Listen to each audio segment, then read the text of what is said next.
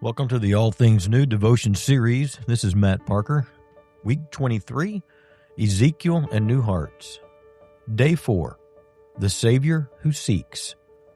Luke 19:10. For the Son of Man has come to seek and to save the lost. It's that time of year when homeowners receive their final tax papers and fight back less than warm-hearted feelings about them and the tax collectors. Multiply that many times over, and that's how first-century Jewish people would have viewed Zacchaeus. He isn't by anyone's standard an obvious first candidate for renewal. He's not only a tax collector, but a chief one at that, most certainly despised by everyone around him. But, as is so often the case, Jesus takes a different road and stops beneath his tree.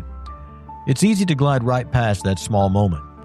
Jesus sees the one everyone else has relegated to a simple category.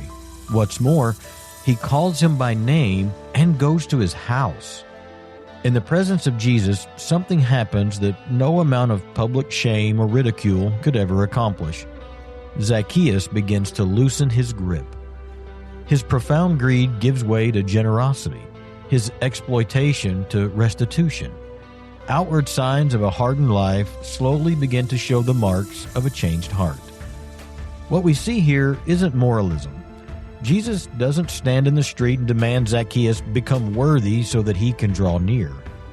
No, Jesus seeks him out and draws near first, long before any change, lasting or not, has taken place.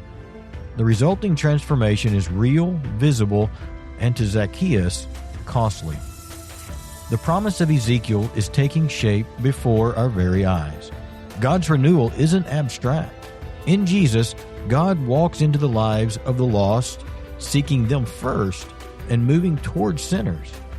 Not because sin doesn't matter, but because saving sinners is his mission. He's not here to improve reputations. He's here to restore people from the inside out.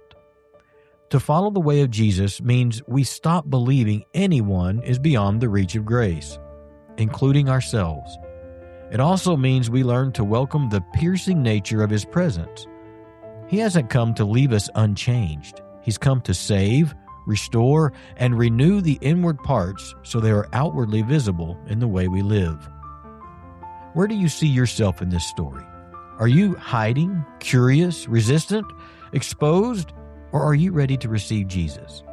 How does Jesus' pursuit of the lost help you to view people who seem unlikely to change as neighbors and prospective family rather than enemies? Father, I am glad you sent Jesus to seek and to save that which was lost. I know I still have places in which I hide. Come near to those places and let your grace grant true repentance and visible renewal. Amen.